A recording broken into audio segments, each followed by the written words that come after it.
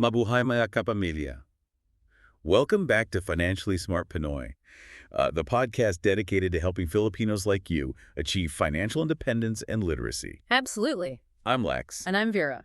and we are so excited for today's deep dive. Super excited. We're going to be dissecting a Bankrate article titled 6 Best Investments for Beginners, a complete guide. Yes. And we know that a lot of our listeners are eager to start their investment journey, but the world of finance can feel a bit overwhelming, right? It can. So consider this deep dive your financial roadmap. I like that, a roadmap. We're going to break down this article, add our own Filipino perspective, and hopefully equip you with the knowledge to make smart investment choices. Yes. And before we get started, a quick reminder to hit that follow button and share this episode with anyone who might benefit from it. Please do. Okay, so let's jump into the core of the matter. Let's do it. Vera, the article talks about why investing is so crucial, especially for Filipinos. What are your thoughts on that? You know, Lex, Filipinos are known for their strong family values. Yes. And their desire to provide a better future for their loved ones. And investing plays a vital role in that vision. Yeah. It's not just about saving money, it's about making your money grow, building a foundation for a secure future. Yeah, I like that. It's like planting a seed that will bear fruit for generations to come. I love that analogy. Thank you. It really resonates with our culture of bayanihan, Yeah. of helping each other build a better future. Exactly. But the article also mentioned inflation. Yes. Could you explain why Filipinos need to be particularly aware of that? Of course. Yeah. So inflation is like a silent thief Ooh. that slowly eats away at the value of our hard-earned money. Wow. And if our money isn't growing at a rate that outpaces inflation, we're essentially losing purchasing power over time. Okay. So in the Philippines, where the cost of living can fluctuate, investing becomes even more crucial to maintain our financial stability. So it's not just about saving, it's about making sure our savings are working hard for us. Okay, now before we get into specific investments, the article highlights some key considerations for beginners. Okay. What stands out to you, Vera? Well, Lex, one of the most important things is to understand your own risk tolerance. Okay. Filipinos are known for their resilience, but everyone's comfort level with risk is different. Yeah. Are you okay with potential short-term losses for long-term gains? Or do you prefer a more conservative approach? Okay, so it's about finding that balance between discard and prudence. Exactly. Knowing your risk tolerance is like knowing your lakas, your strength. Yes. You don't want to lift more than you can handle. Exactly. You got it. Okay. Another crucial aspect is setting clear financial goals. Yes. Are you saving for a house, a car, your child's education, or retirement? Right. Knowing your destination helps you chart the best course. It's like planning a trip. Uh-huh. You wouldn't just hop on a plane without knowing where you're going, would you? No, you Right. wouldn't. And speaking of navigating the investment landscape, the article talks about active versus passive investing. Yes. Can you explain that in a way that resonates with our listeners? Okay, so imagine you're a sorry store owner. Okay. Active investing is like carefully selecting each product you sell, researching suppliers, negotiating prices, and actively managing your inventory. It requires time, effort, and expertise. Okay. Passive investing, on the other hand, is like partnering with a reliable distributor who provides a curated selection of products. You trust their expertise and benefit from their diversified offerings. So active investing is for those who enjoy being hands-on, Yeah, while passive investing is for those who prefer a more laid-back approach. precisely. Okay. And the article also mentions the choice between managing your own investments or seeking help from a financial advisor. Right. The classic DIY versus tawag kaibigan dilemma. Ahaha, I like that. What are your thoughts on that, especially for Filipinos? Well, Filipinos are known for their resourcefulness. Yeah. There are many online platforms and resources available that can empower you to manage your own investments. Right. However, a financial advisor can provide personalized guidance, Right. especially if you're dealing with complex situations or just starting out. It's like deciding whether to cook at home or dine out. Yes. Sometimes you crave that home-cooked meal, but other times you want to treat yourself to a special dining experience. I agree. And the article reminds us that there's no shame in seeking help when we need it. Absolutely not. Now let's dive into the heart of the matter, the actual investments themselves. Let's go. The article suggests 6 investment types that are particularly good for beginners. Okay. It's like our ulam for today's deep dive. I like that. Ooh, I'm hungry for knowledge. Me too. Let's start with the first dish, high-yield savings accounts. Okay.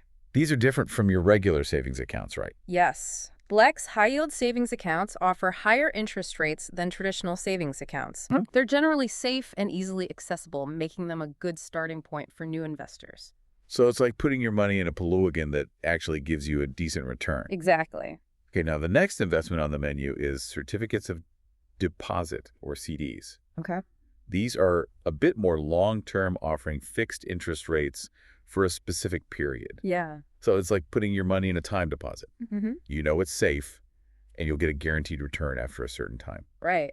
It's good for those Matiaga savers. Yes, indeed.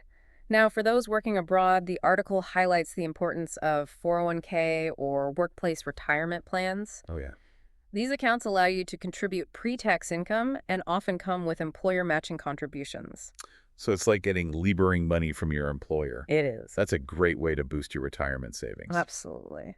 Now, let's move on to investments that require a bit more discarte. Okay.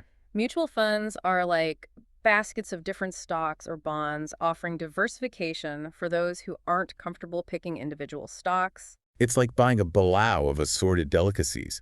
You get to taste a variety of flavors without having to choose just one. I like that analogy, Lex. Thank you. And similar to mutual funds, we have exchange-traded funds, or ETFs. Okay.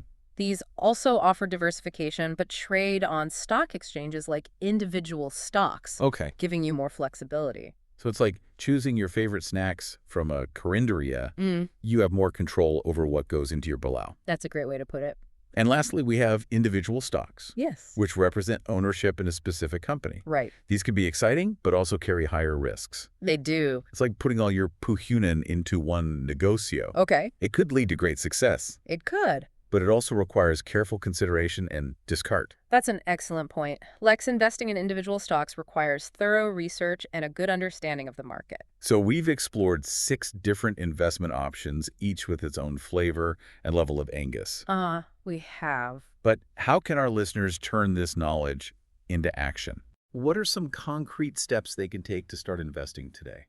That's a great question, Lex, and we'll be sure to delve into those practical steps and how to monitor progress right after this quick break. Sounds good. So, Lex, we've laid out this feast of investment options, but I know some of our listeners might be thinking, I don't have a lot to invest right now. What would you say to them? You know, Vera, I used to think the same thing. I felt like investing was only for the wealthy. Right. But that's a misconception. You don't need a mountain of money to get started. Yeah. Even small, consistent contributions can grow significantly over time. It's the Sipag at Tiaga principle applied to finance. Exactly. It's like planting a bamboo shoot. Okay. It may seem small and fragile at first, but with consistent nurturing, it can grow into a strong and resilient plant. Oh, wow. There are platforms now that let you invest with very little money, even spare change.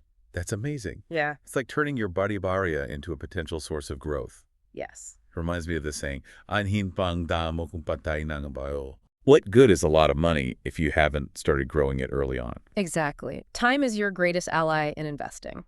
The earlier you start, the more time your money has to compound and grow. Okay. But speaking of time, patience is another crucial ingredient for success. Patience. Now, that's something Filipinos are known for. We are. We're used to waiting for the tamang panathon. But how does patience apply to investing?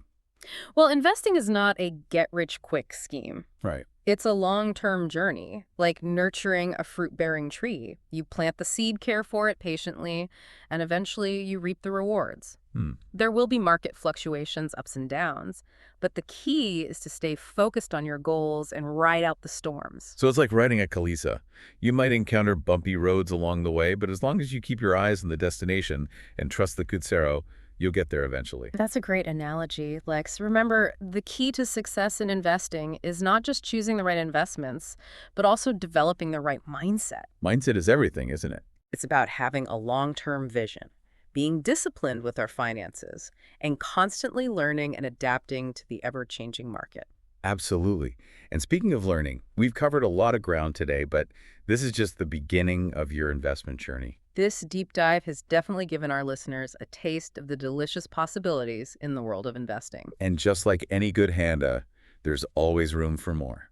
So true. So what would you recommend as the next step for our listeners who are eager to take action? Well, first, I encourage everyone to revisit those financial goals we talked about earlier. Yeah. What are you saving for? Right. A down payment on a house, your children's education, or a comfortable retirement? Having a clear vision of your goals is like having a North Star guiding your investment decisions. Exactly. Once you have your goals in mind, explore the investment options that align with your risk tolerance and time horizon. Don't be afraid to do your research, compare different platforms, and seek guidance from reputable financial advisors if needed. It's like going to a palenque.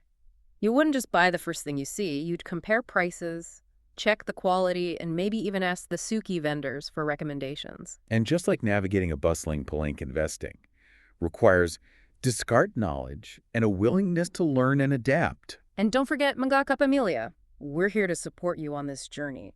We'll continue to bring you insightful deep dives, practical tips, and inspiring stories from fellow Filipinos who've achieved financial success.